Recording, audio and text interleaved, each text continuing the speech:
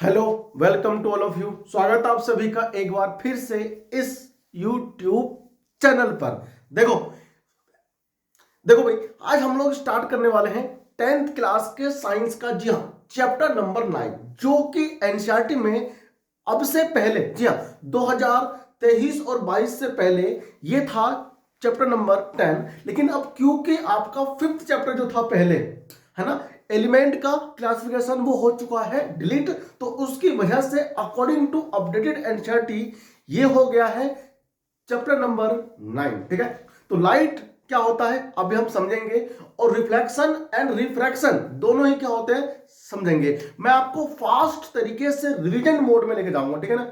देखिए, हम आने वाले 2 या 3 लेक्चर में इस चैप्टर को फिनिश कर देंगे as a revision point of view से। तो जो बच्चा रिवीजन करना चाहते हैं और जल्दी से करना चाहते हैं, सीबीएसई बोर्ड के एग्जाम के पॉइंट ऑफ व्यू से पहले बहुत जल्दी आप करना चाहते हैं, तो इस चैनल को सब्सक्राइब कर लो, क्योंकि यहां पर रेगुलर इंपोर्टेंट जो क्वेश्चंस हैं उसकी वीडियोस आते रहेंगे, और मैं आपको कोई ना कोई चैप्टर रिवीजन के तौर पे आपके सामने लेकर के आता रहूंगा। ठीक है, तो बच्चा पार्टी तैयार हो जाओ। ये मैं मुकेश कुमार आपके साथ रहूंगा, बोर्ड एग्जाम तक रहूंगा, तो उसके बाद में भी, लेकिन आपकी तैयारी को 4 चांद लगाने के लिए मैं आ चुका हूं। ठीक है, तो मेरा छोटा सा चैनल है, प्यारा सा, आपका अगर प्यार मिल जाएगा, सब्सक्राइब मिल जाएगा, वीडियो को एक लाइक मिल जाएगा, तो आपका बहुत बहुत आभारी रहूंगा। ठीक है भैया, चैनल को सब्सक्राइब जरूर करना। ठीक है, अब बढ़ते आएंगे। सबसे पहले बात होगी लाइट क्या होता है। देखो, लाइट क्या होता है, लाइट हम बात करें इसकी, लाइट की, तो आप सभी जानते हो कि लाइट क्या होता है। Light is the form of energy, ठीक है ना। तो आपको पता होना जरूरी है क्या, कि form of energy, form of energy, energy का एक फॉर्म है, यानी कि रूप है। क्या करता है ये, which able us to see the objects, see the objects और थिंग्स। ठीक है, आप किसी भी चीज को अगर देखते हो तो वो लाइट के बिना संभव नहीं हो सकता है। ठीक है ना।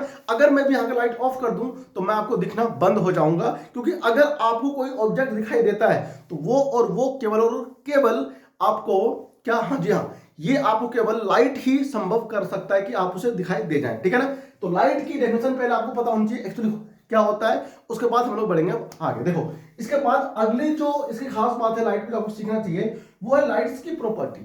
ठीक है ना। तो आपको पता होना चाहिए क्या, कि लाइट की properties of lights, properties of lights क्या होता है, सुनो।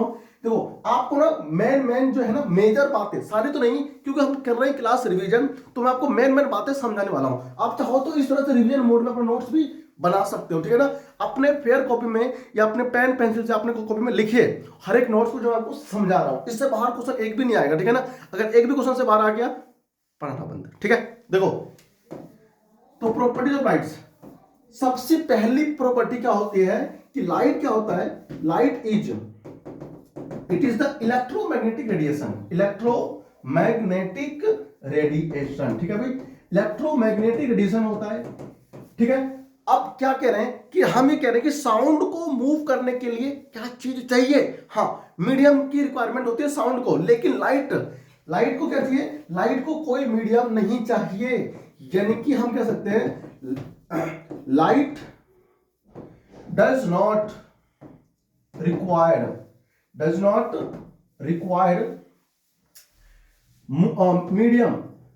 Medium to propagate.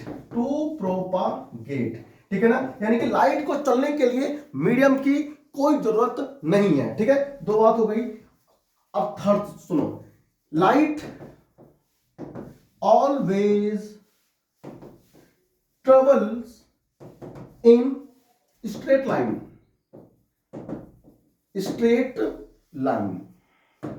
ठीक है। ये हमेशा, लाइट हमेशा क्या होगा, स्ट्रेट लाइन में करता है ट्रेवल। ठीक है ना।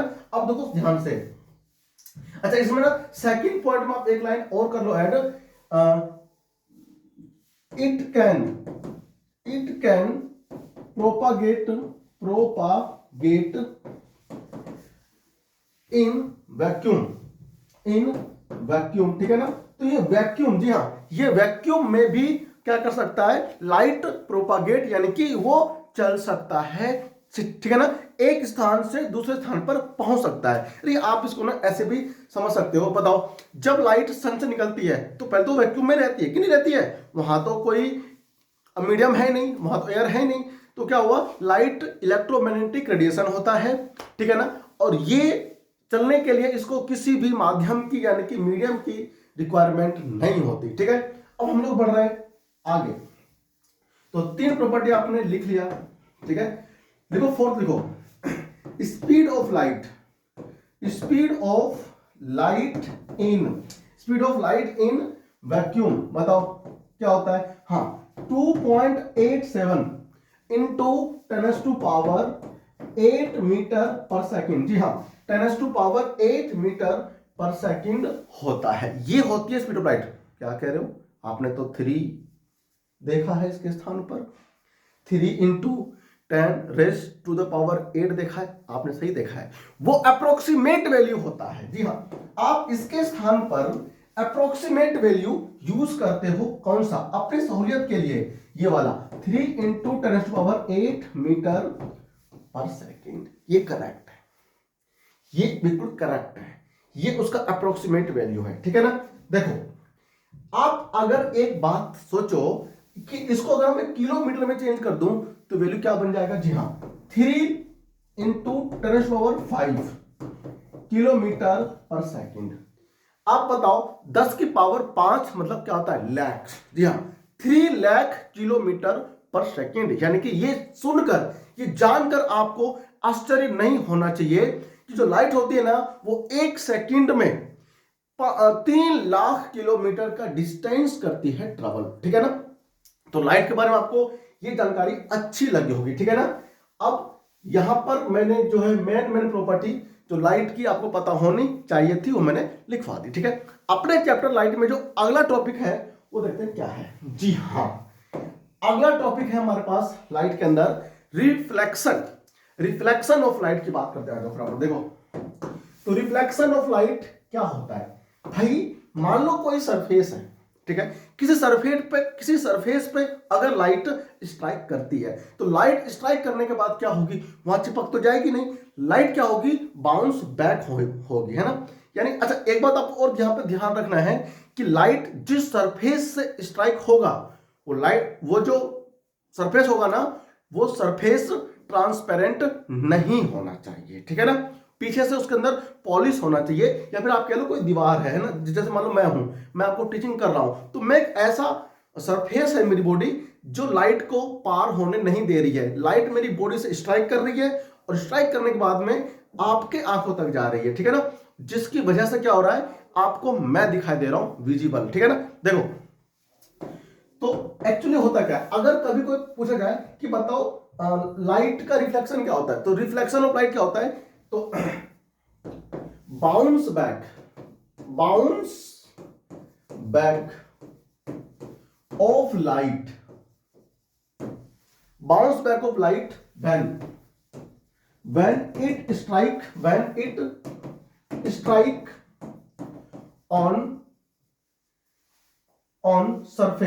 on surface in that medium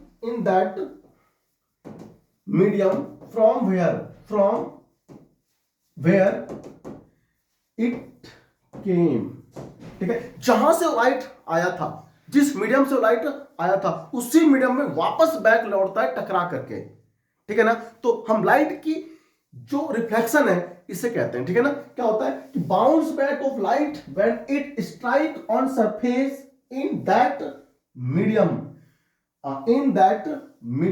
from where it comes, यानी कि जिस मीडियम से वो आया है लाइट, उसी मीडियम में बाउंस बैक हो जाता है आफ्टर स्ट्राइकिंग द सरफेस, ठीक है ना। तो this phenomena is known as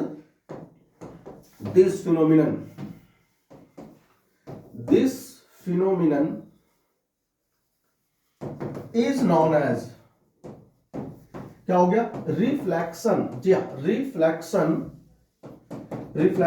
of light. तो भाई साहब लाइट जो है ना रिफ्लेक्ट होगा, इस फिनोमिना को हम लोग बोलेंगे, ठीक है ना। अब सुनो, रिफ्लेक्शन ऑफ द लाइट होता है ना, वो कई सरफेस से हो सकता है, ठीक है ना। देखो दो टाइप का होता है रिफ्लेक्शन ऑफ लाइट, ध्यान रखना। कितने होते हैं बताओ? दो टाइप का होता है, एक होता है रेगुलर रिफ्लेक्शन और एक होता है इररेगुलर। ठीक है भाई, देखो ध्यान से, रेगुलर रिफ्लेक्शन, रेगुलर रिफ्लेक्शन, और क्या होता है इररेगुलर रिफ्लेक्शन। ठीक है ना, दो टाइप की होती है रिफ्लेक्शन। देखो एक ऐसा सरफेस लेंगे हम लोग यहां पर जो क्या होगी, बिल्कुल स्मूथ होगी। ठीक है ना, देखो पहले मैं इसको पॉलिश कर दूंगा। ये सरफेस है, क्या है ये बताओ? सरफेस है। तो रेगुलर रिफ्लेक्शन में एक्चुअली क्या होता है? रेगुलर रिफ्लेक्शन में एक्चुअली देखो क्या हो भाई, रेगुलर रिफ्लेक्शन में होता यह है कि लाइट आती है इस स्मूथ सरफेस से, क्या होती है, स्ट्राइक करती है और वापस बाउंस बैक होती है। ठीक है ना, यानी एक लाइट ये जो इधर से आ रही है, हम इसे क्या बोलते हैं? इंसिडेंट रे बोलेंगे। ठीक है, और इसे हम लोग क्या बोलेंगे? Reflected ray. क्या बोले बताओ? Reflected ray. देखो मैं हर चीज ना जो कुछ लिख रहा हूं वो मैं बोल भी रहा हूं, तो अगर आपको लैंग्वेज थोड़ा सा दिक्कत हो रहा है समझने में, तो मैं जो बोल रहा हूं ना उसी से आप लोग लिख लिया करो। ठीक है, देखो इंसिडेंट रे हो गया और यहां पर रिफ्लेक्टेड रे हो गया। अब ये जो सरफेस है, ये सरफेस कैसी है? देखो ये है स्मूथ पॉलिश्ड,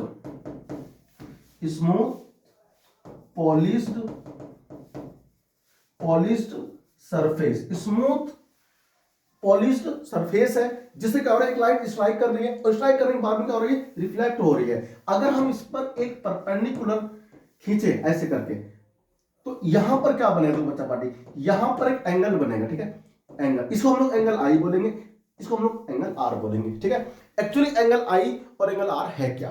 देखो एंगल ऑफ इंसिडेंस, जब ये रे आई, जब इंसिडेंट रे आई और टकराई, तो जो एंगल फॉर्म कर रही है ये वाले एंगल, इसे हम लोग बोलेंगे एंगल ऑफ इंसिडेंस।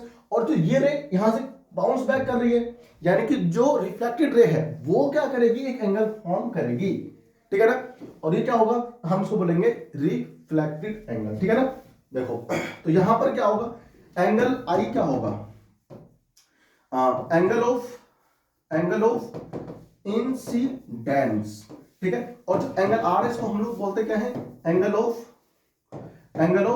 रिफ्लेक्टेड। ठीक है, आप इसको बोलोगे रिफ्लेक्टेड एंगल। ये क्या चल रहा है? ये चल रहा है आपका रिवीजन। मैं बहुत फास्ट मोड में पढ़ाने वाला हूं रिवीजन, पूरा चैप्टर कंप्लीट कर दूंगा विद क्वेश्चन प्रैक्टिस। है ना, तो आप पेशेंस रखें, चैनल को सब्सक्राइब जरूर कर लें। ठीक है, अब देखो सुनो, आगे आ जाओ। अब मेरे पास क्या है? मेरे पास है इररेगुलर रिफ्लेक्शन। तो इररेगुलर में एक्चुअली क्या होता है? देखो इररेगुलर रिफ्लेक्शन में होगा क्या कि सरफेस आपके पास ना स्मूथ नहीं होगी, रफ स्पेस होगा। यानी कि रफ स्पेस कुछ ऐसा दिख रहा है आपको? देखो ये सरफेस कैसा है? बिल्कुल रफ सरफेस है। तो रफ सरफेस से जब भी लाइट क्या होती है? रिफ्लेक्शन करती है, तो वो एक डायरेक्शन में नहीं करती है, वो कहीं को जाती है कुछ ऐसे। देखो ध्यान से, मैं एग्जांपल यहां पर लेने वाला हूं। ठीक है, ये लाइट आई, ठीक है, ये गई ऐसे। ठीक है, ये लाइट आई और ये टकराई, ये गई ऐसे। ये लाइट ऐसे आई, ये इधर जाकर के ऐसे भाग गई। ठीक है ना, फिर लाइट आई, देखो तो ये क्या हुआ? Incident ray, reflected ray, incident ray, reflected ray, incident ray, reflected ray हो गया। अब लाइट ऐसे भी तो आ सकती है भाई साहब। देखो किसी एक पर्टिकुलर डायरेक्शन में नहीं होगी, ये ऐसे आई है ना, और ये ऐसे लौट गई। बताओ कोई बात हुई? इंसिडेंट रे ये हो गया और रिफ्लेक्टेड रे ये हो गया, है ना, इस तरह से होती है। यानी इररेगुलर होता है इसके अंदर। तो आप इसको क्या बोलोगे? Rough polished surface, polished surface. तो रफ पॉलिश्ड सरफेस जो होती है ना, वो इस टाइप की रिफ्लेक्शन शो करती है। ठीक है ना, आप इसको क्या बोलते हो? Irregular reflection. ठीक है ना, तो आप इसमें ना लिख सकते हो सिंपली कि reflection through rough surface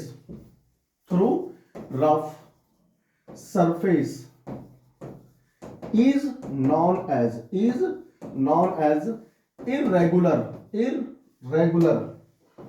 irregular reflection. Reflection, ठीक है ना, इरेगुलर रिफ्लेक्शन हम इसको कहते हैं, ठीक है ना। तो इस टाइप का चाहिए आपको, दिखाई देना चाहिए, ठीक है भाई। अब क्या होता है, लॉ ऑफ रिफ्लेक्शन आता है, ठीक है ना। तो रिफ्लेक्शन क्या होता है एक्चुअली आप समझ चुके हो, रिफ्लेक्शन कितने टाइप के होते हैं ये भी समझ चुके हो। इसके बाद जो टॉपिक है वो है लॉ ऑफ रिफ्लेक्शन, ठीक है। आइए देखते हैं क्या अगला पीपीटी, ठीक है। हाँ, अब क्या आता है लॉ ऑफ रिफ्लेक्शन। तो आप लोग लिखो हेडिंग, हेडिंग क्या होगी हमारे इसमें, हेडिंग होगी लॉ ऑफ रिफ्लेक्शन, ठीक है ना, लॉ ऑफ रिफ्लेक्शन, ठीक है भाई।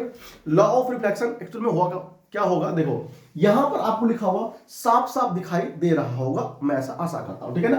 क्या पहला लॉ कहता है, पहला लॉ कहता है लॉ ऑफ रिफ्लेक्शन, पहला लॉ कहता है क्या कहता है, देखो फर्स्ट लॉ कहता है कि angle I equal to angle R. क्या कहा मैंने, जी हाँ फिर सुनो, angle I equal to angle R, जो एंगल ऑफ इंसिडेंस होगा वो हमेशा क्या होगा, इक्वल होगा। देखो अगर आप डायग्राम चाहो तो डायग्राम इधर में बना रहा हूं, डायग्राम बिल्कुल बेहतरीन बनेगा। ये देखो ये डायग्राम हमारा ऐसा कुछ बनता है, ठीक है। आप इस पर एक परपेंडिकुलर लाइन खींचोगे, ठीक है। आप इसे क्या बोलते हो, हाँ आप इसे बोलते हो प्रिंसिपल लाइन, ठीक है ना, प्रिंसिपल एक्सिस, ठीक है ना। देखो यहां से क्या होगी, एक रे निकलेगी, एक रे यहां से ऐसे निकली और ये ऐसे आई, तो आप क्या कहोगे बताओ, इस एंगल को अगर ये रे ऑफ आई है, मतलब इंसिडेंट रे है, इंसिडेंट रे अगर ये है, और ये क्या रिफ्लेक्टेड रे है, रिफ्लेक्टेड रे है, ठीक है ना। तो ये जो हमारा पॉइंट होगा ये पॉइंट पी होगा, ठीक है ना, ये आपको पता होना चाहिए, ठीक है भाई। हाँ देखो, तो ये एंगल आई हो गया, ये एंगल आर हो गया, तो एंगल आई क्या होता है हमेशा एंगल आर के, ठीक है ना। ये रे आपस में कैसे होंगे, रिफ्लेक्टेड रे और इंसिडेंट रे एंगल फॉर्म करती है, ठीक है ना। तो इस प्रकार की जो रे होती है ना वो एंगल भी फॉर्म करेगी, इंसिडेंट एंगल और रिफ्लेक्टेड एंगल, ठीक है ना। देखो सुनो, अब पढ़ते हैं इसका सेकंड लॉ की तरफ। सेकंड लॉ क्या कहता है, सेकंड लॉ बोलता है कि इंसिडेंट रे, रिफ्लेक्टेड रे और ये नॉर्मल तीनों एक ही प्लेन में लाई करता है, ठीक है ना। तो देखो ये लिखा हुआ है the incident ray the normal to the mirror at the point of incidence and the reflected ray all lie in the same plane, ठीक है ना। तो आप सेकंड लॉ के फॉर्म में आप इसको लिख सकते हो, सेकंड पॉइंट को, ठीक है ना। चलो देखो अब हम लोग बढ़ रहे हैं आगे, मैं एक बार ना समझाता हूं फिर से, आपको आपको लिखवाया नहीं, इंसिडेंट रे ठीक है, reflected ray and point of incident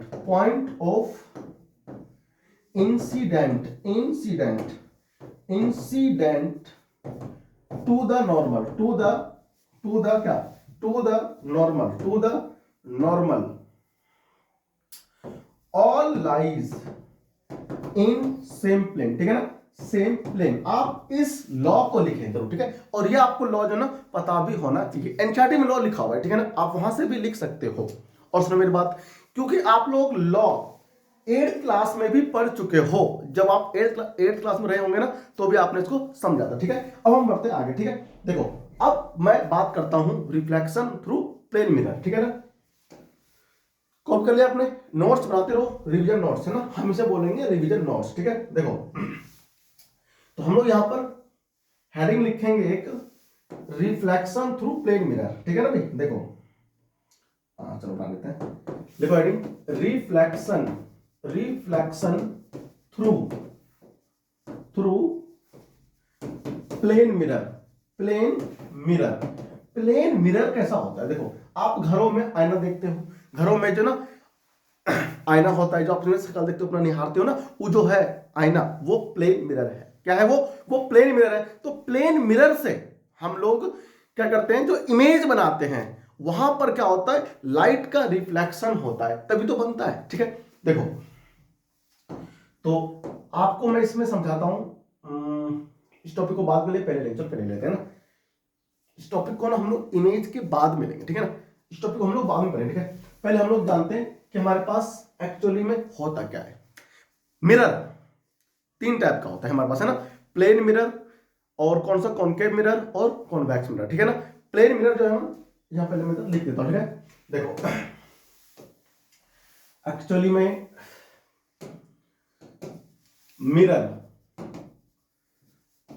एक होता है प्लेन मिरर, क्या बताओ, प्लेन मिरर, फिर एक होता है स्फेरिकल मिरर, स्फेरिकल मिरर, ठीक है ना। प्लेन मिरर जो होता है ना, वो क्या होता है, प्लेन मिरर जो होता है एक्चुअली आपके घरों में होता है, नाई की दुकान में होता है, पीछे लगी होती है दीवार में, जो आप शक्ल देखते हो वहां, उसको हम लोग क्या बोलते हैं, प्लेन मिरर। ये क्या होता है, स्फेरिकल मिरर होता है। स्फेरिकल मिरर हम लोग काम में लाएंगे, ठीक है ना। देखो स्फेरिकल मिरर कहां कहां मिलेंगे आपको देखने को, टॉर्च में मिलते हैं, ठीक है ना। जो व्हीकल्स होती है उसमें जो हम लोग पीछे देखते हैं, है ना, उसमें वही होता है स्फेरिकल मिरर, ठीक है। जो डॉक्टर लोग ना होते हैं वो क्या करते हैं, वो जूम करके आपको दांतों को देखते हैं, वो भी क्या होता है स्फेरिकल, वो तो लेंस होता है, ठीक है ना। हाँ तो बड़ी इमेज देखने के लिए ना यूज करते हैं इस चीजों को, है ना। देखो अब स्फेरिकल भी दो टाइप का होता है मिरर। स्फेरिकल मिरर दो टाइप का होता है, कॉनकेव मिरर होता है, कॉनकेव मिरर होता है ना, और क्या होता है बताओ, कॉन्वेक्स मिरर होता है, कॉन्वेक्स मिरर, जी हाँ कॉन्वेक्स मिरर, दो टाइप का होता है मिरर, ठीक है ना। तो पहले हम लोग जानते हैं तो प्लेन को, देखो प्लेन मिरर एक्चुअली कैसा होता है, देखो प्लेन मिरर जो होता है ना वो ऐसा होता है, ऐसा होता है प्लेन मिरर, ठीक है। देखो ऐसे, ये है प्लेन मिरर, क्या है ये, प्लेन मिरर, ठीक है ना। और इसमें क्या होता है, बीच में होता है प्रिंसिपल एक्सिस, ठीक है, यहां पर, ठीक है। ये क्या है, ये पॉइंट है इसका, ठीक है। अब मान लो कोई ऑब्जेक्ट आपने यहां पे रख दिया, आपने कोई ऑब्जेक्ट यहां पे ऐसे रख दिया, ठीक है, ये रख दिया आपने, तो जब आपने ये रखा इस पे ऑब्जेक्ट, तो यहां से लाइट आएगी, ठीक है, और इस पे टकराएगी और ये वापस ऐसे आएगी, इसी रास्ते वापस बाउंस बैक होगी, ठीक है ना। क्या देखो लाइट गई सीधी, टकराई और वापस आ गई, ठीक है ना। और जो सेकंड रे आएगी वो ऐसे आएगी, ठीक है, ऐसे आएगी। ये इंसिडेंट रे हो गया, ये रिफ्लेक्टेड रे हो गया, ठीक है। और क्या करती है, ये इमेज बनाती है, कहां, बिहाइंड द मिरर। अगर मैं इसको लेकर जाऊं,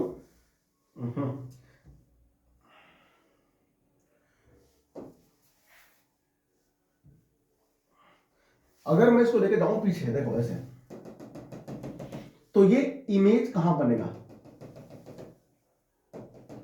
देखो यहां कट हुआ, तो ये क्या बनेगा, इधर इमेज बनेगा। मान लो अगर ये ए हुआ, ये बी हुआ, इमेज की हाइट, तो यहां पर ए डैश और क्या बनेगा, बी डैश, इमेज की हाइट हमें मिले, ठीक है। ये क्या, ये रिफ्लेक्शन थ्रू प्लेन मिरर। तो अगर रिफ्लेक्शन थ्रू प्लेन बोलता है तो हम लोग यहां लिखते हैं। अब प्लेन जो होता है तुम्हारा मिरर, उसमें चलो क्या होता है, प्लेन मिरर में जितनी दूर ऑब्जेक्ट रखी होती है, ठीक है ना, इमेज भी उतना ही दूर बनता है, एक बात का ध्यान रखना। दूसरी बात, जितनी हाइट का ऑब्जेक्ट होता है उतनी हाइट का इमेज भी होता है, ठीक है ना। ऐसा नहीं होता है कि हाइट जो होता है वो कम होगी इमेज की और ऑब्जेक्ट की कम होगी, मतलब ज्यादा होगी। तो हाइट जो होती है इमेज की वो ऑब्जेक्ट के इक्वल होता है, अगर प्लेन जो होता है मिरर उससे इमेज बनता है तो, ठीक है ना। ये आप इस बात का ध्यान रखेंगे, ठीक है। अब हम लोग देख चुके हैं ना। अच्छा, जितनी डिस्टेंस पे होता है ऑब्जेक्ट उतनी ही डिस्टेंस पे कौन बनता है, इधर बताओ, इमेज, ठीक है। ये हमारा टॉपिक खत्म हो गया। तो प्लेन मिरर से हमारा क्या हुआ, टॉपिक एंड हो गया। अब हम लोग बढ़ रहे हैं आगे, देखो ध्यान से। अब आता है स्फेरिकल मिरर, ठीक है। तो स्फेरिकल मिरर एक्चुअली होता क्या है, हम समझते हैं, आ जाओ। देखो मेरे पास क्या है, मान लो कोई स्फेरिकल ऑब्जेक्ट है, ठीक है ना, ये है एक, ठीक है, ये स्फेरिकल है भाई, इसका कोई ना कोई सेंटर भी होगा, ठीक है। अब अगर हम इसको बीच में कट कर दें, देखो ऐसे करके कट कर दो, इसको कट कर दिया। कट करने के बाद में देखो आपको दो टाइप के इमेजेस देखने को मिलेंगे, मतलब कि ऑब्जेक्ट का शेप मिलेगा देखने को आपको। देखो एक तो आपको मिलेगा ऐसा, ठीक है, और एक आपको मिलेगा ऐसा, ठीक है भाई। ये वाला पार्ट कौन सा है, ये वाला पार्ट हो गया, और ये वाला पार्ट कौन सा है, ये वाला पार्ट हो गया, है। तो आप इसको पलटा सकते हो। अगर मैं इसे कर दूं पॉलिश, क्या कर दूं बताओ, पॉलिश, हमने कर दिया पीछे से पॉलिश, जौन सा पार्ट इसका क्या है, बाहर की तरफ निकल रहा है, ठीक है, जो कि आउटवर्ड हो रहा है ना, आउटवर्ड स्फेरिकल हो रहा है, तो हम इसको क्या बोलते हैं, जी हां, हम इसको बोलते हैं कॉनकेव मिरर। क्या बोलते हैं बताओ, कॉनकेव मिरर का नाम देते हैं ना, कॉनकेव मिरर, ठीक है। और अगर हम इसको यहां से पॉलिश कर दें, जिस पार्ट की तरफ जो पार्ट आउटवर्ड से कर देगा पॉलिश, हम इसको आउटवर्ड अगर हम इसको पॉलिश कर दें तो हम इसको क्या बोलते हैं, हाँ जी हाँ, ये आपका कहलाएगा, अरे दोनों सेम कर दिया हमने, देखो ऐसा हो गया। इनर पार्ट को आप इसे पॉलिश कर दो, ठीक है। अब ये जो रिफ्लेक्टिंग सरफेस है, जी हाँ, ये एक दो क्या है यहां पर, ये क्या है, ये हमारी हो जाएगी रिफ्लेक्टिंग सरफेस, रिफ्लेक्टिंग सरफेस हो जाएगी, ठीक है ना। और ये हमारी क्या होगी, देखो जो पार्ट अंदर की तरफ जा रहा है मिरर का, उसे हम लोग कहते हैं रिफ्लेक्टिंग सरफेस, ठीक है, क्योंकि बाहर का तो आपने पॉलिश कर दिया, तो जो लाइट जो आकर के करेगी स्ट्राइक, वो इस पार्ट पे करेगी, है ना। तो ये क्या हो गया, कॉनकेव मिरर, ठीक है ना। इसको हम लोग कन्वर्जिंग मिरर भी कहते हैं, आप इस बात का ध्यान रखें। क्या बोलते हैं इसको बताओ, कन्वर्जिंग मिरर और कन्वर्जिंग मिरर भी हम इसे कहते हैं, बोलना बिल्कुल नहीं है। अब जो क्या हुआ, जो दूसरा वाला पार्ट है मिरर हमारे पास, जो सेकंड पार्ट है हमारे पास है ना, ये क्या है, इनवर्ड साइड से क्या है, ये पॉलिश कर दिया गया है ना, इसको आपने अंदर से पॉलिश कर दिया है, ठीक है। और अब जो ये सरफेस बचा, ये इसका क्या होगा, ये होगा रिफ्लेक्टिंग सरफेस, क्या बताओ, रिफ्लेक्टिंग सरफेस होगा, ठीक है ना। तो रिफ्लेक्टिंग सरफेस आप समझिए क्या होता है, तो रिफ्लेक्टिंग सरफेस एक्चुअली क्या होता है कि जिस सरफेस पे आकर के लाइट स्ट्राइक करेगी और उसी सरफेस से क्या होगा बताओ, हाँ जी हाँ, रिफ्लेक्शन होगा। तो लाइट ऐसे आएगी और ऐसे निकल जाएगी, ठीक है। आप इसको बोलोगे कॉन्वेक्स मिरर, क्या बोलोगे, कॉन्वेक्स मिरर, कॉन्वेक्स मिरर, ठीक है। इसका एक नाम और है, बहुत इंपॉर्टेंट नाम है इसका, वो है डाइवर्जिंग मिरर, ठीक है ना। आप इसको डाइवर्जिंग मिरर भी कह सकते हो, ठीक है ना, डाइवर्जिंग मिरर भी हम इसे कहते हैं, ठीक है, ठीक है। ये आपका डिटेल में बिल्कुल ना चैप्टर का रिवीजन चल रहा है, जो आपको पता होना चाहिए, ठीक है। अब हम बढ़ रहे हैं आगे, ठीक है, ठीक है भाई, इतना आपको पता होना चाहिए। अब एक्चुअली इसमें क्या आता है, देखो इमेज फॉर्मेशन आएगा इसके बाद में, है ना। जी हाँ, हमारे एनसीईआरटी में क्या है इसके बाद में, इमेज फॉर्मेशन। लेकिन इमेज फॉर्मेशन से पहले आपको कुछ टॉपिक्स जो है ना वो पढ़ने चाहिए, है ना। कौन से टॉपिक है वो, देखो जो टॉपिक हमारा है वो क्या है, वो आपको सुनना चाहिए ध्यान से। Some important point related to spherical mirror. जी हाँ, जो हमारा अगला हेडिंग होगा वो होगा some important points related to, बिल्कुल ध्यान से, रिलेटेड टू स्फेरिकल मिरर। ये हमारी क्या होगी, हेडिंग होगी स्फेरिकल मिरर। अगर आपको ये चीज नहीं पता होगा ना तो आप लैग करोगे अपने चैप्टर में, ठीक है ना। तो आपको पता होना चाहिए। देखो ध्यान से क्या आता है इसके अंदर, भाई हमारे पास क्या बताओ, हमारे पास है एक स्फेरिकल मिरर, ठीक है। थोड़ा बड़ा बनाते हैं ना इसको, हम लोग बड़ा बनाएंगे तो ज्यादा समझ में आएगा अच्छे से, ठीक है ना। देखो बन गया बड़ा। अब आपने क्या किया, मान लो आपने यहां से इसको कट कर दिया, कट किया, तो यहां पर एक पॉइंट होगा, सेंटर होगा, इस बड़े वाले सर्कल का एक सेंटर होगा। तो इस सेंटर को आप लोग क्या बोलोगे, बताओ क्या बोलोगे, ये आपका बनेगा मिरर। क्या बन गया बताओ, ये बन गया मिरर। तो इस सेंटर को आप लोग क्या बोलोगे, हम इस सेंटर को बोलेंगे क्या, इस सेंटर को हम लोग क्या बोलते हैं, हम हिंदी में बोलते हैं वक्रता केंद्र, वक्रता केंद्र, है ना। इसको हिंदी में हम तो ये बोलते हैं वक्रता केंद्र, इसको अंग्रेजी में क्या बोलते हैं, सेंटर बोलो ना, आप इसको बोल लो सेंटर, ठीक है। ये आपको हो गया सेंटर। इस सेंटर से लेकर के, अब देखो मैं थोड़ा इसको ऐसे तोड़ रहा हूं, देखो ध्यान से, तो जल्दबाजी में ना माइंड स्लिप हो जाती है टर्म। देखो ये हो गया आपका, अब ये आपको हो गया सेंटर। इस सेंटर से लेकर यहां तक की जो होगी डिस्टेंस होगी ना, डिस्टेंस, आप इसे क्या बोलोगे, इस पॉइंट को हम लोग बोलेंगे पी। पी मतलब होता है प्रिंसिपल, सॉरी पोल, ठीक है।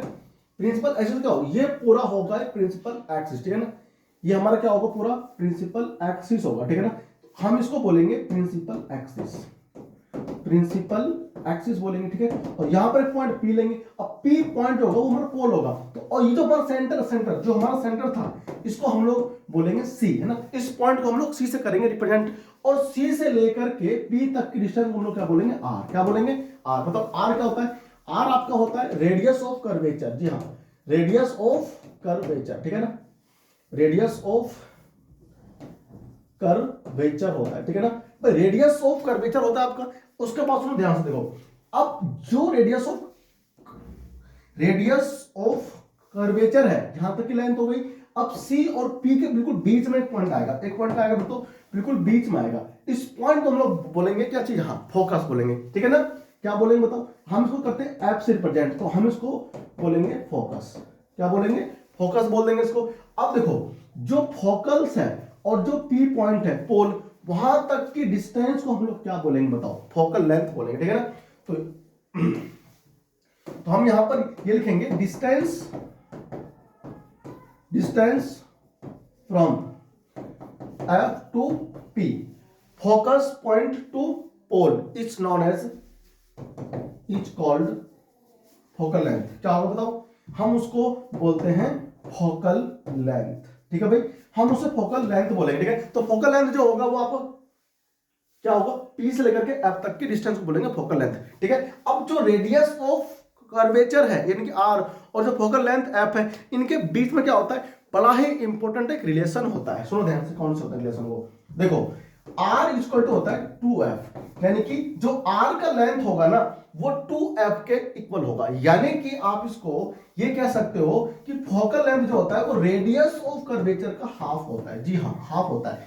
फोकल लेंथ क्या होता है, वो रेडियस ऑफ कर्वेचर का हाफ होता है, ठीक है ना। और ये बात आपको पता होना चाहिए। देखो सुनो ध्यान से, आपसे क्वेश्चन डाल देगा, if radius of curvature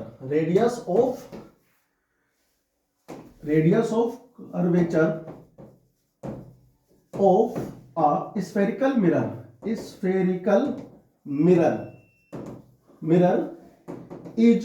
20 centimetre, ठीक है। तो बोलेगा फाइंड द, क्या बोलेगा, फाइंड द फोकल लेंथ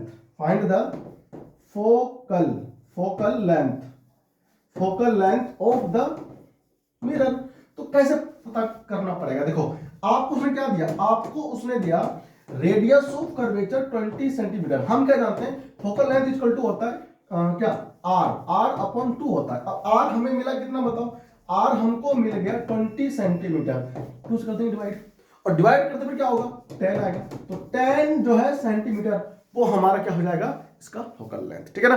तो मैंने आज आपको कुछ इंपॉर्टेंट पॉइंट्स जो है ना वो समझाया है, किसमें, स्फेरिकल मिरर में, ठीक है। अगली क्लास में मैं आपको image formation by spherical mirror, ठीक है ना, आपको करूंगा एक्सप्लेन डिटेल में, ठीक है ना। और आप नोट्स को बनाते रहें। आपसे मिलते हैं अगली क्लास में। बहुत बहुत शुक्रिया, अगर आपने यहां तक देखा हमारा लेक्चर, चैनल को सब्सक्राइब जरूर कर दीजिएगा। आपसे मिलूंगा अगले वीडियो में। जय हिंद, जय भारत, वंदे मातरम, जय श्री राम, ठीक है। धन्यवाद, अपना बहुत बहुत ख्याल रखें, थैंक यू।